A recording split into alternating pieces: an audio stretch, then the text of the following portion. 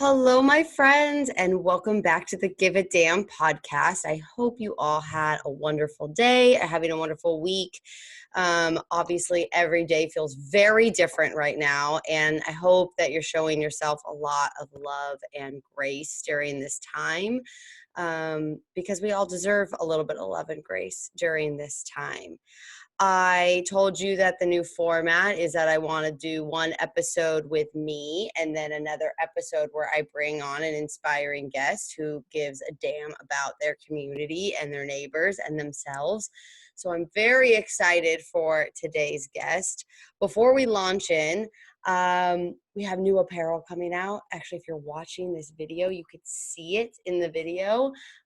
Give a damn hats. Keep your eye out on the website and social media page for those. I'm really excited. Sweatshirts so hot, so we need our hats so we can get outside and get some sunshine. Anyways, let's just dive in. I'm really excited to bring on today's guest is my friend Shannon Morton. Shannon is a writer-producer who primarily focuses on Black and LGBTQ experiences. Born and raised in a small predominantly white town on the central coast of California, Shannon desired to see more diversity not only around her physically, but on her TV screen.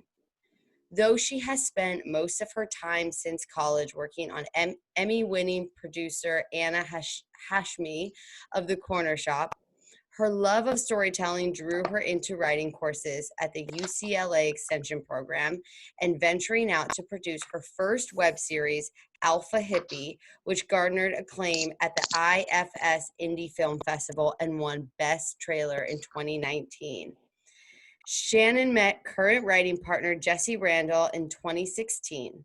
Together, the pair have merged their unique and diverse voices to write two pilots, Token and The Problem with Peaches, and also a 90-minute feature, Raw Footage. Since she arrived in Los Angeles in 2009, Shannon's writing mentor has been, I'm going to not say this right, Daheli Hall, best known as, writer and actor on Mad TV and currently a staff writer on Dear White People. Oh, it's a good show. Shannon also runs a nonprofit organization called Black Women Lead, which is focused on equal justice for Black people and the preservation of Black lives. Welcome to the Give a Damn podcast, Shannon. Hi, Alana. How are you? I'm good, my love. How are you doing today? I'm good. I'm tired, but it's good tired. So yeah. We've had a good week, so it's nice. Sentiments. Oh, good. I'm laughing because I'm just thinking that you were telling me that your 3 dogs running around before all this. So on top of everything else you're doing, you have 3 dogs, 2 are rescues? 2 are rescues. One is the tripod, so he recently had his leg amputated, but he's still the fastest dog by far. So much energy, the happiest. He reminds me to be happy every day because he just had his leg chopped off literally about a month and a half ago, and he's right back. He's up. He's ready to go. Oh so my gosh. He's my reminder to be happy. And then I have an 18-year-old rescue who's been with me almost a year, and they gave him like 3 weeks, and now we've just like loved him back to life. And 18, blind, deaf, not a single tooth, 3/4 of a jaw, but he's the cutest dog you'll ever see. One of his ears just like sticks out. He's really cute. And then I have one non-rescue. It was from my mother's friend who had like a breed of dogs, and he is he's a selfish dog. He's like kind of like we call him the Trump supporter because like he's just like the worst. Oh my gosh. So yeah, but we love him nonetheless. We love him nonetheless. Shannon, I invited you on because I knew you give a damn about your community in a lot of ways, but this new knowledge of you rescuing all these dogs and loving even the Trump supporting one, no matter what their political beliefs, only takes you to the next level. You should be running this podcast. I'll trade you. You'll want to come back to the podcast immediately if you have to be stuck in the house with these 3 all day. That is, I can barely handle one. She is locked in a bedroom, so you are absolutely right. Rivy. She's so cute. Thank you. So Shannon, I'm so excited to have you on. I met you through my best friend, Michael Beck, who literally sings your praises all the time. We had the honor of meeting through Covenant House where Yeah. you got involved with our sleep outs and just, I'll never forget, you did a sleep out. You were amazing. And then you came to an event that we had at Soho House where we did a Pride panel. And I It's amazing. remember afterwards, I saw you as I was leaving, and you had spent the last like hour talking with the youth and alumni on the panel and buying them dinner. And I just like something inside, like not many people would do that. And so I just knew from that moment how special you were. And now with this Black Women Lead, which we'll get into later, organization that you have started, it is just so next level. So I just want you Thanks. to tell, of course, I want you to tell everyone about yourself. So can you tell us a little bit about where you grew up and how you got to LA? So Michael and I actually grew up not too far from each other. We're from the Central Coast. So I grew up in like Pismo Beach area. It's Aurora Grande, California, but most people know Pismo Beach or they know San Luis Obispo. Those are like our two big ones. And then I came to LA. I was like, what am I gonna do with life? What do I want to do? I thought I would be a fashion editor, and my parents were like, just because you like to shop doesn't mean that's what you should do for a living.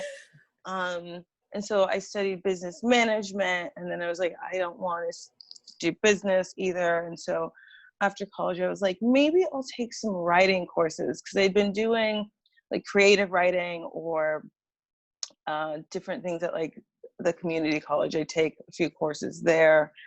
They were cheap, they were informative. And I was like, maybe I want to write television. That's crazy. And I always wanted to be in TV and film. It was a thing. So like I'd interned at NBC in college. I'd done a few different like commercial productions, like PA work. And so I started working for a commercial producer named Anna. She's amazing. And while I worked for her, I took some UCLA extension classes because commercials are great, but you only have like 30 seconds to a minute to tell a story. And I wanted to kind of branch out and try that. And so that's what we've been doing the past year. And it's been a really productive and successful year, which has been nice. But productions are also shut down. So in the meantime, I started a nonprofit. Wow. That is an interesting journey. And especially I think it's so funny. Like I think a lot of us, you said you want to be a fashion designer. I think that I love that you said, oh, because I love to shop. A lot of us, when you leave college, you have no idea what you want to do. And even like picking a major seems so silly now. So sorry for the young people who are listening to this, because pick a major.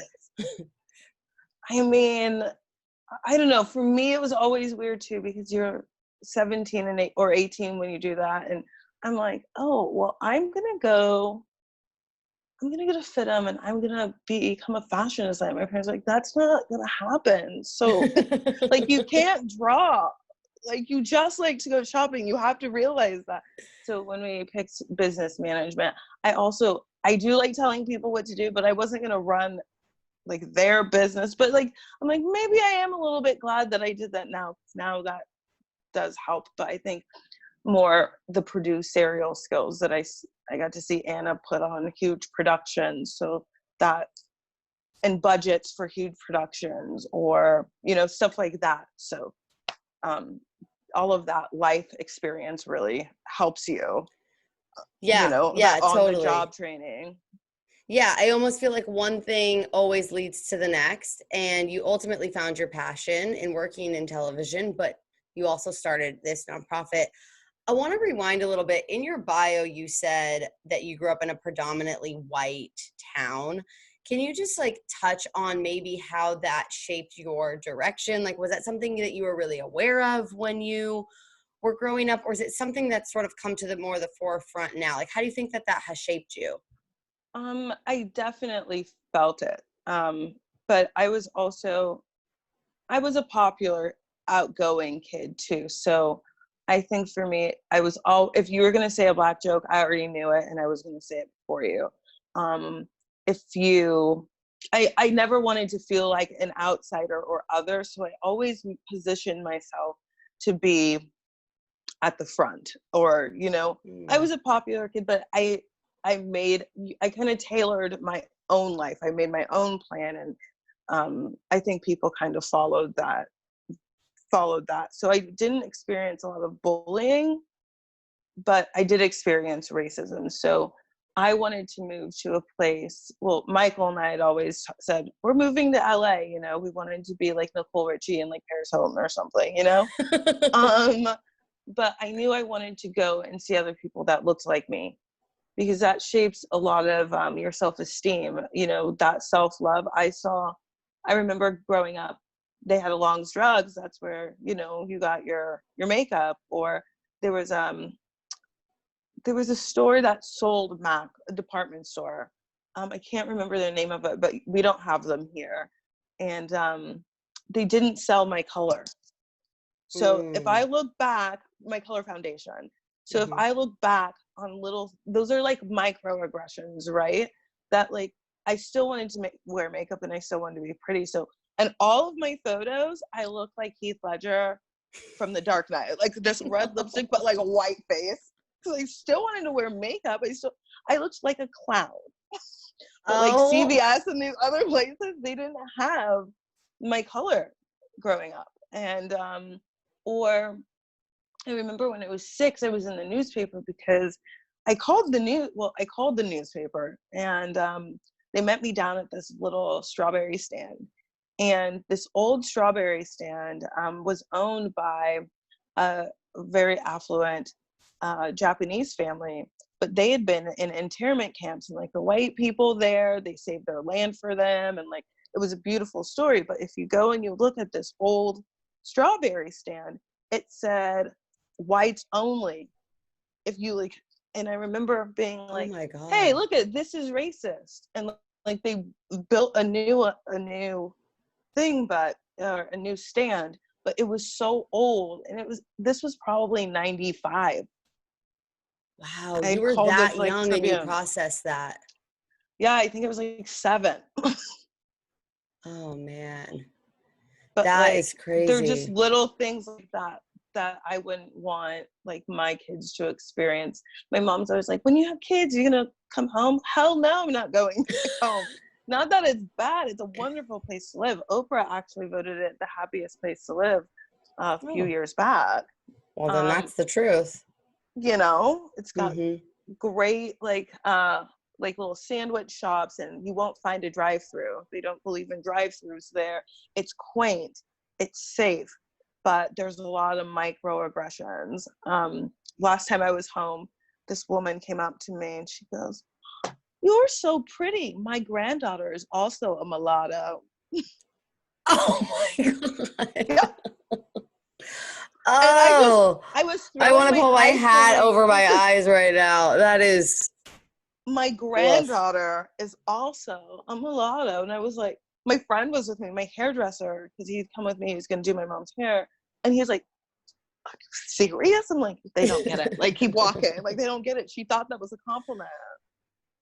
well, that's pretty Oh. amazing that's your take on it. And so, I mean, and probably that comes with coming to LA. And what was that experience like then? Was it sort of like a coming home of like, okay, now I know that there's diverse people in this world who aren't racist? Or like, or were you just like, oh, I get it, they didn't understand? I got it that they didn't understand, but I also got the part I played in it too. I haven't always been the most woke either. It was like, oh, those are I tolerated the racism, and that made me complicit in that too. I was just trying to get by. You're a young kid, you just want to fit in. But it also made me realize that, no, you stand up for what you believe in. I got here, and Black people didn't want to be. Oh, the Black girls at school were like, "This girl is whack," like, and And so you realize I wasn't Black enough for Black people, but I wasn't white enough for white people either, right? So Wow. I had to find myself, and in finding who I was and what you believe in and what you stand for. That's how you find your people. So I don't care if my people are Black or white. I have both, but you have to be true to who you are. And by tolerating racism or laughing at racist jokes or telling the racist joke just because, no, you don't tell a racist joke. You don't stand for racism at all, you know? So that was the learning. I wasn't like just embraced with open arms by, Black people here, because I remember actually my mentor, I was like, oh, racism does, like, I was that lady that was just like, he's not racist. He didn't mean it like that. Keep going. Keep blind eye. Because that's what I'd grown up with. And I just wanted to get through it. You know what I mean? Like, let it roll off your back. Who cares? Keep going. When do you think that you found yourself and found your voice and your people? Do you think it's within the last few months of everything going on and in the world and starting your nonprofit, or did that sort of awakening of, like you said, really finding out who you were and the people that you would surround yourself with, like, when did that happen for you? I would say it was after college. It was probably in 2009. I had a really strong group of just like badass Black women in my life who kept me in check. You know what I mean? They kept me in check. So I've been a work in progress since 2000, well, forever, but specifically since 2009 when they came into my life, DeHaley especially.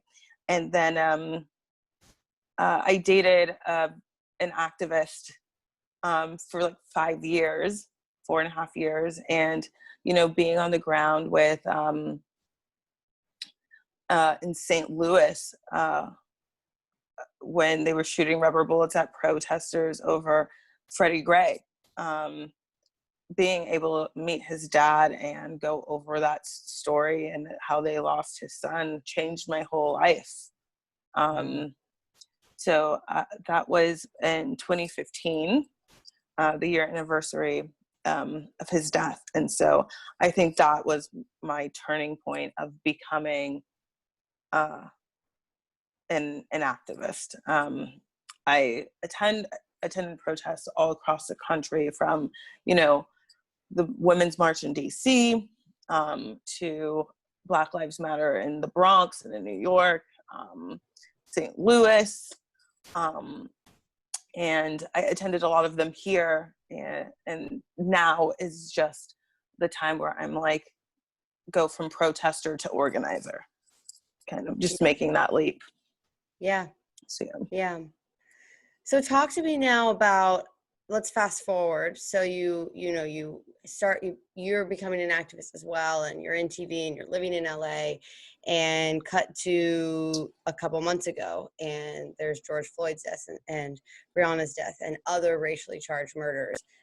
Talk to me about like what came up for you. Like, how did that feel? What were your initial feelings and emotions? you're mad.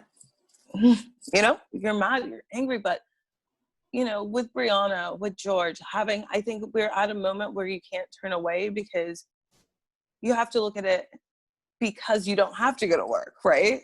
Because the whole world is watching, and we can't turn a blind eye. You can't just, somebody died, back to work.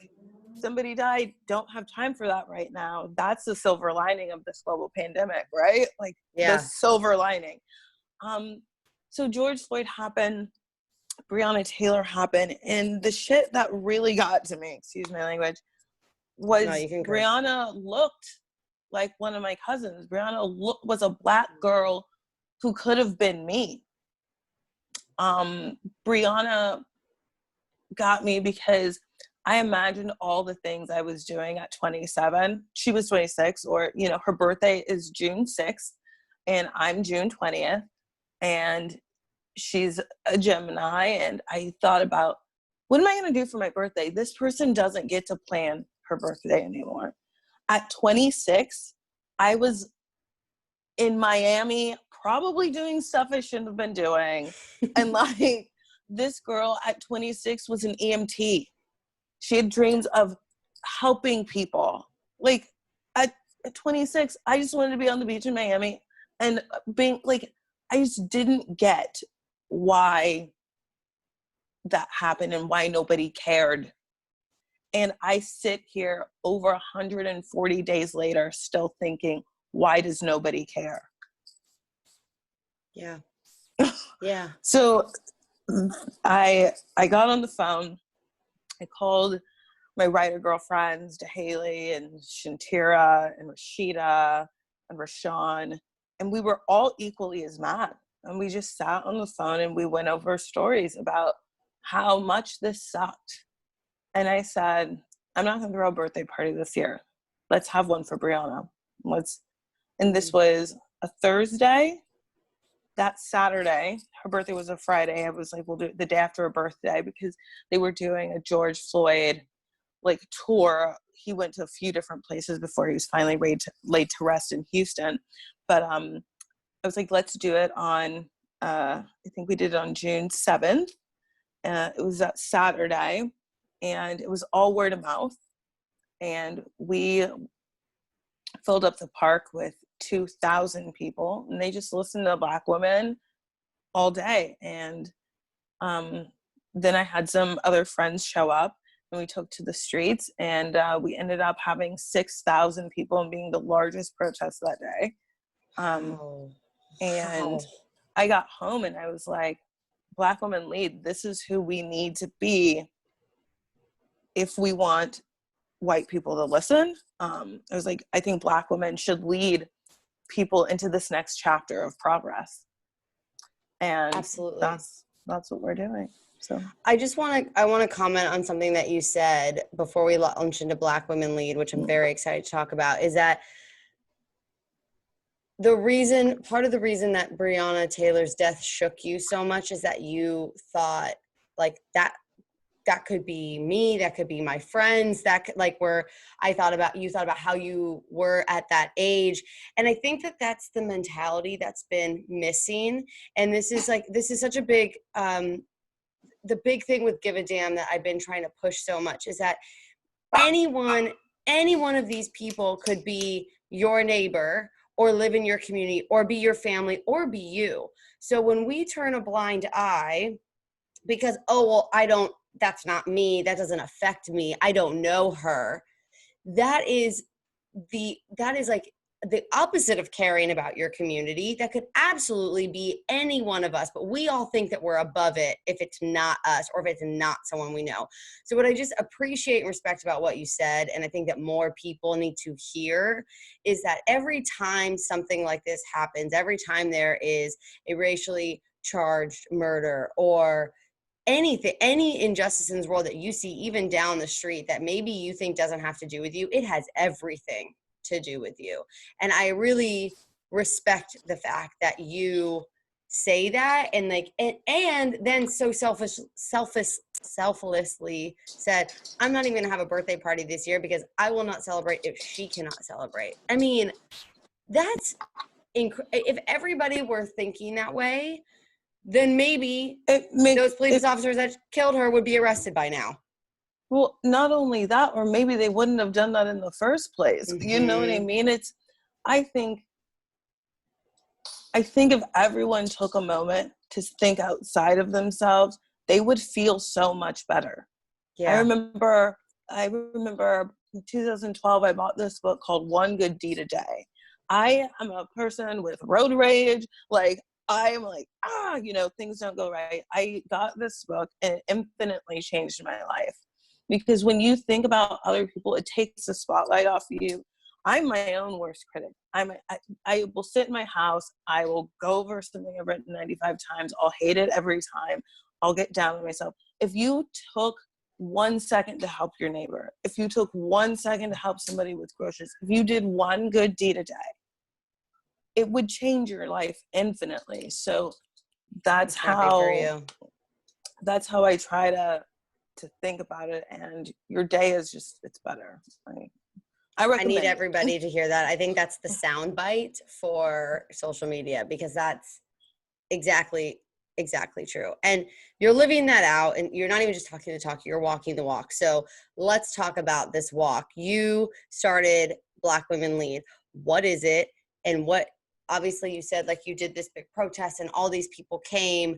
Tell us a little bit about the mission, and maybe, and also, was that the moment that you said, okay, this needs to be birthed into the world? Yes. After that, and after I saw what I could do with just an Instagram post, and just word of mouth, those people just wanted to show up. It showed me that people were listening, even if I didn't.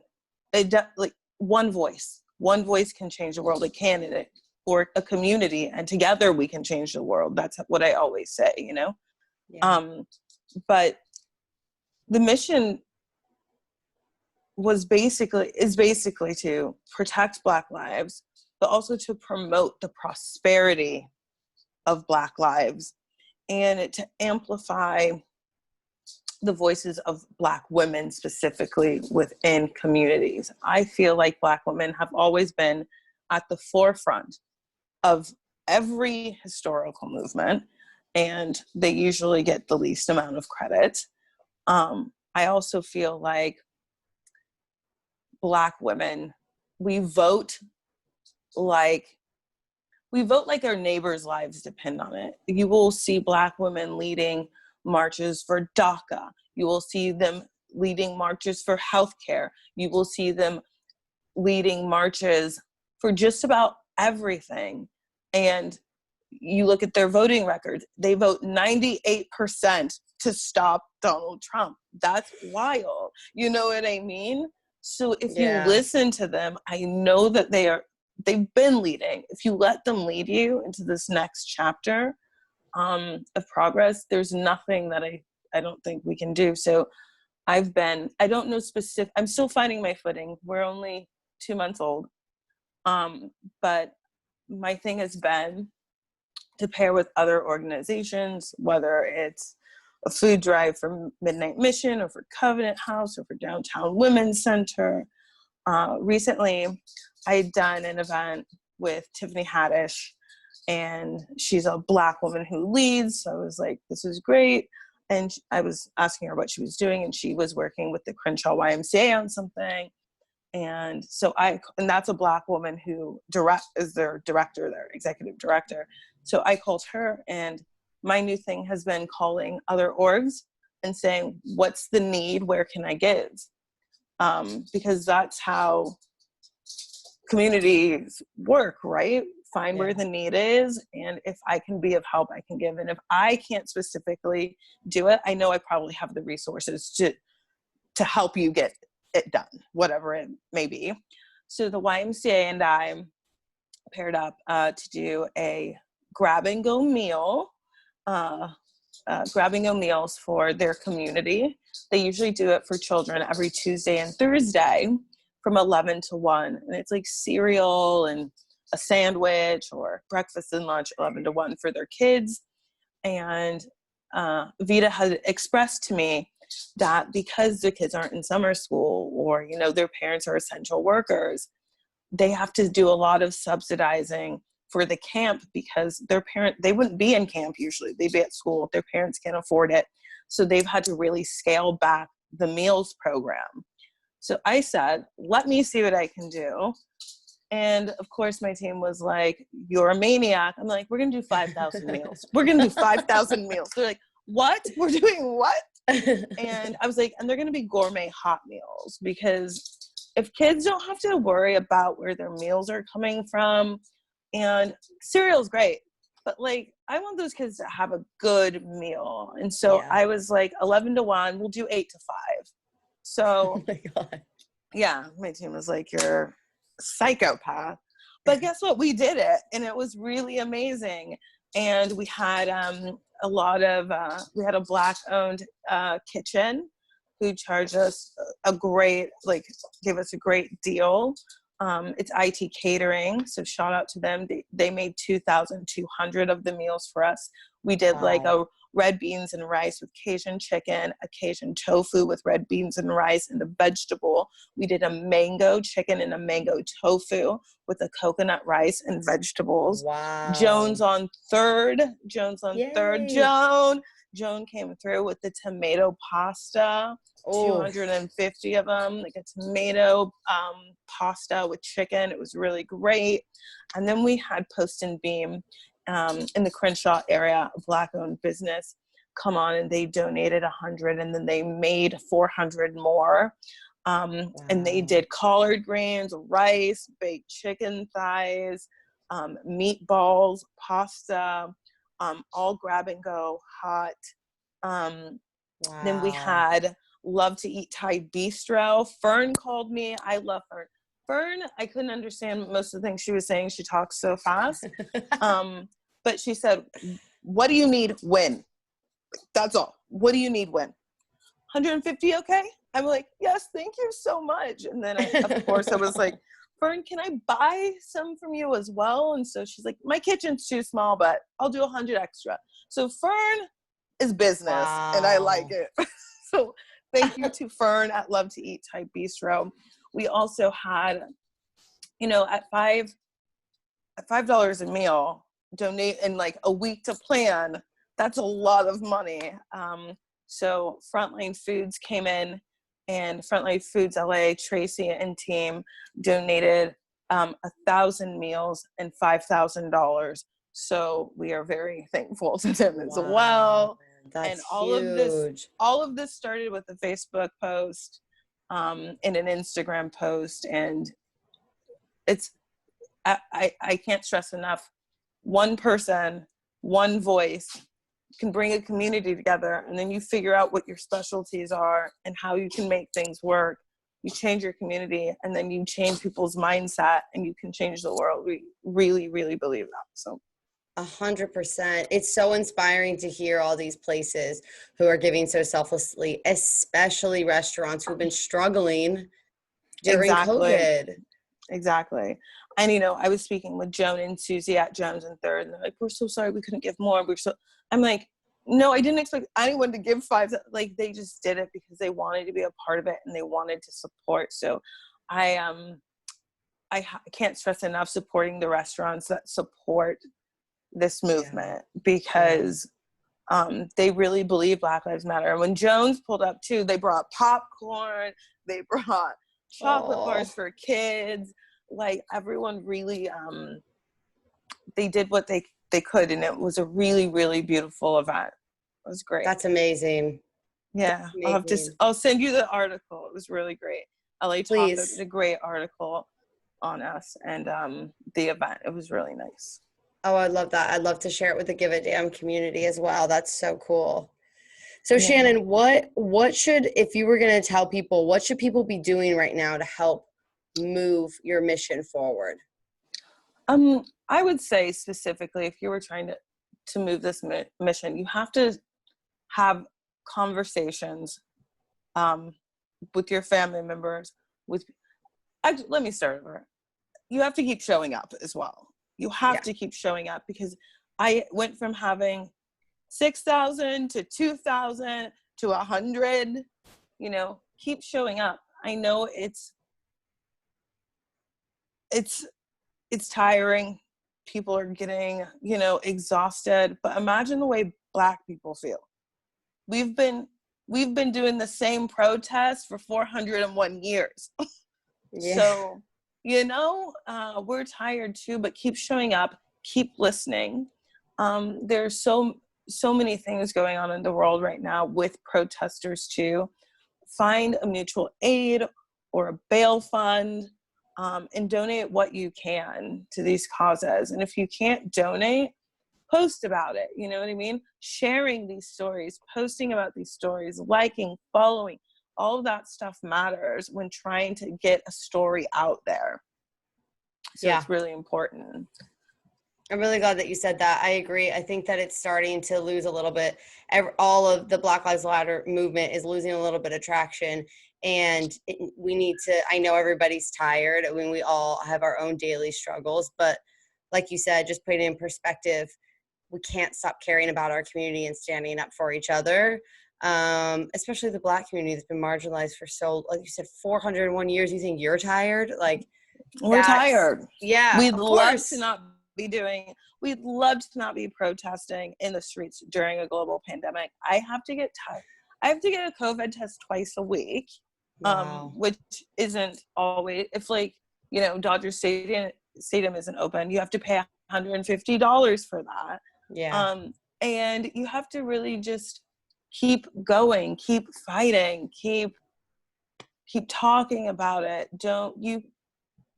You can't get so tired and have the opposition. You can get tired and have opposition fatigue for like a day. Have your self-care day, have your love, but then you get back out there. And you're not saying protest every day, but have you done your emails? Have you written Daniel Cameron, you know what I mean? Have you done your emails for Elijah McClain, for Soraya, for Matthew Russian? There's so many of these stories. Yeah. Yeah. Absolutely. How can people get involved? How can people support the Black Women Lead movement? What events do you have coming up? Where can they find you? Like, how can people, if their heartstrings are pulled, how can people get involved and help support? So, you can find us on social media. We're Black on Instagram. We're Black_Women Lead. On Twitter, we are Black Women Lead and the number 2, Black Women Lead 2. For our next events, we're not going to have any physical events for like the next 2 weeks because we've got so much to plan for the end of the month. Starting August 18th, we're going to be doing some grab and go after school meals every Tuesday and Thursday for 4 weeks. We're going to start on August 18th and go through September 10th. And this came about after our event on Wednesday. So we had an event Wednesday. On Thursday, I got an email from Colin Kaepernick's Know Your Rights camp. And I thought I was dreaming. I was like, what's going on?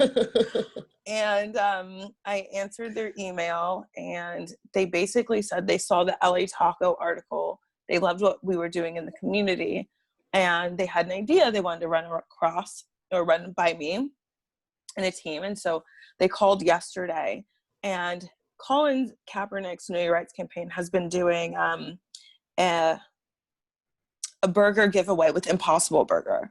And so they said that and Impossible Burger wanted to give Black Women Lead, donate over 4,000 meals to us so that we could keep this going.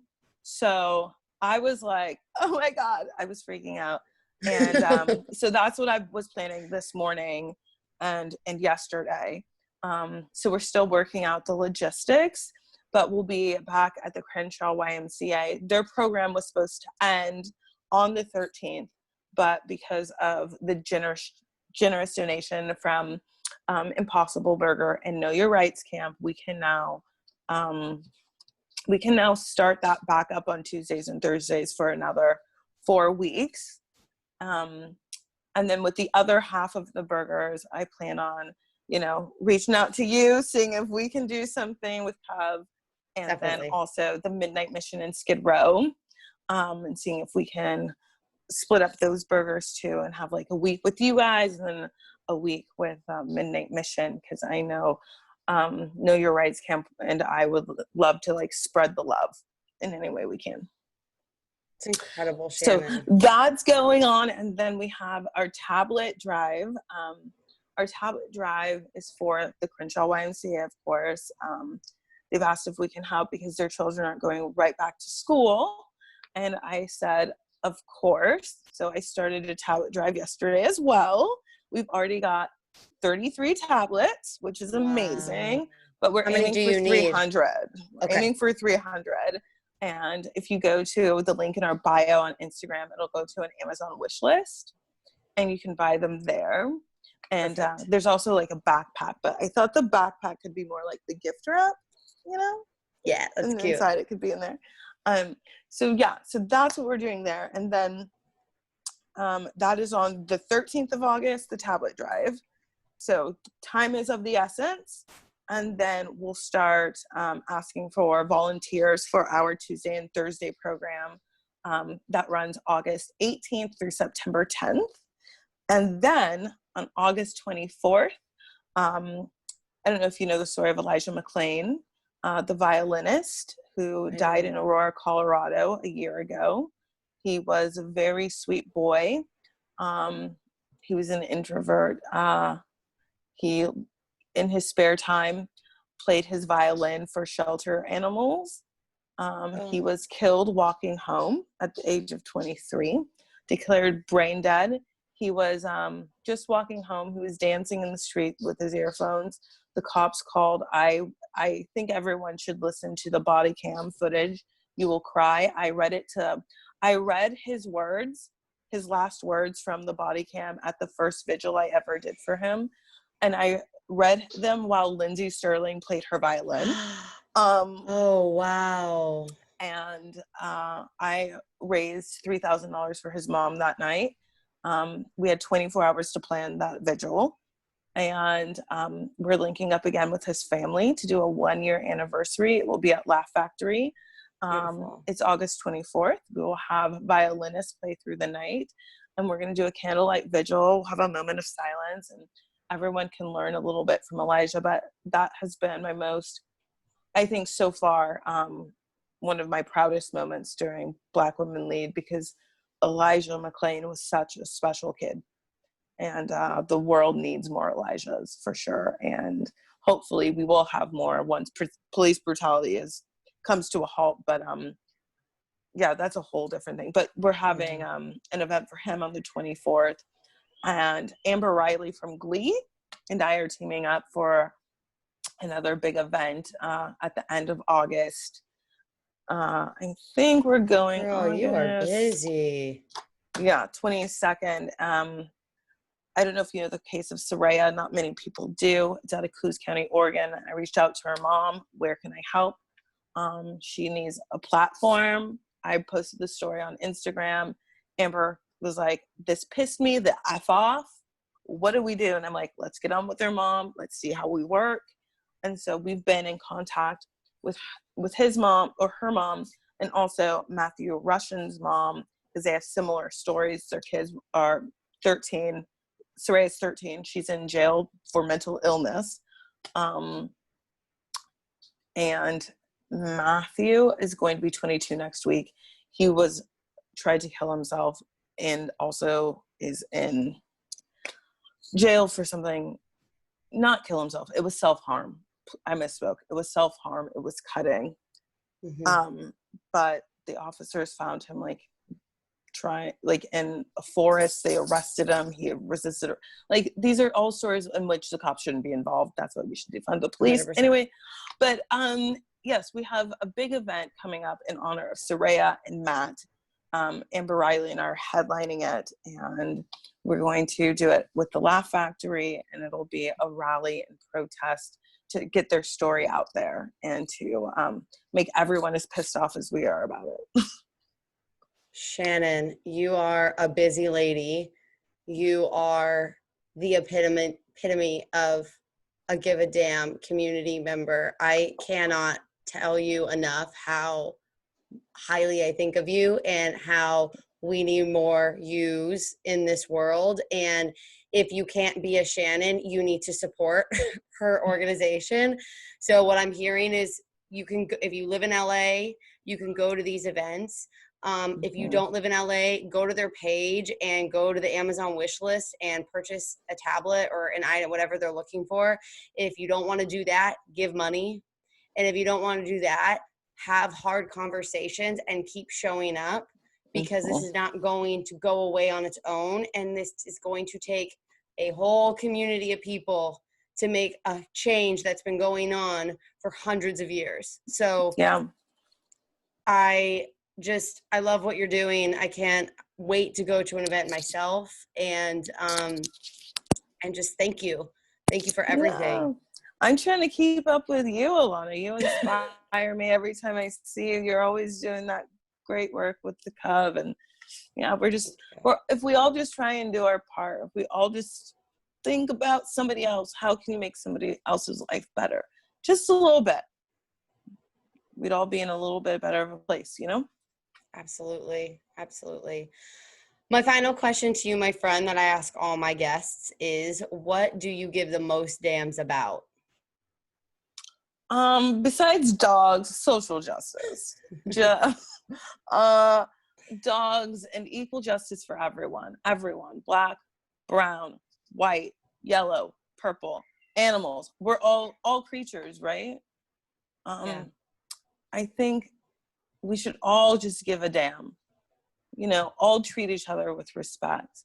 All treat each other with dignity. We're all somebody's son or somebody's daughter, somebody's human, somebody's aunt, somebody's uncle. We all should matter. We all matter to someone. We all matter to someone. And if you could think of just that someone, yeah, I think that'd be best. You're amazing. Thank you for being on the podcast today. Thank you for sharing your story and your heart and your soul. I will tag Shannon and Black Women Lead in this post so you know where to find them. And and just thank you so much. Keep going. Take a little break. Get a little rest and relaxation, and then come back because we need you. And I'll be standing beside you. Also, I want to say one more thing about allies versus accomplices. I always tell everyone at my rallies, allyship is cool, but like we need accomplices, because allies are just like standing there with you, they'll hold a sign. But accomplices are the people who want action, who are coming to me like, hey, what are my action steps? What do I need to do? Let's dismantle this together. They have plans to dismantle something. So don't be an ally, be an accomplice. Get down, get dirty, get in the trenches with us. So that's what I want people to know. Don't be an ally, be an accomplice, because we got to do this sooner than later. I love that. I never heard that. So yes, let's all get down and dirty and be an accomplice. Exactly. Well, thank you so much, my friend. Thanks for being on today. It's an honor to be able to have this conversation with you. Thank you for just sharing all of your wisdom and your experience. And I can't wait to see all the good that you do in this world. Just getting started. So. All right, you guys. Well, I hope you enjoyed that as much as I did. Again, I'm just so excited about the way this community is growing, and I'm excited to just put out ripple effects of people giving more dams about their communities and caring for each other, especially right now. And yeah, I hope you have a wonderful, wonderful rest of your day. I'm here for you always. If you need anything, write me, text me, call me, DM me, whatever you need. And as always, give a damn about your community, give a damn about your neighbor, but most importantly, give a damn about your damn self. Have a good day, my friends. Thanks, Shannon. Thank you.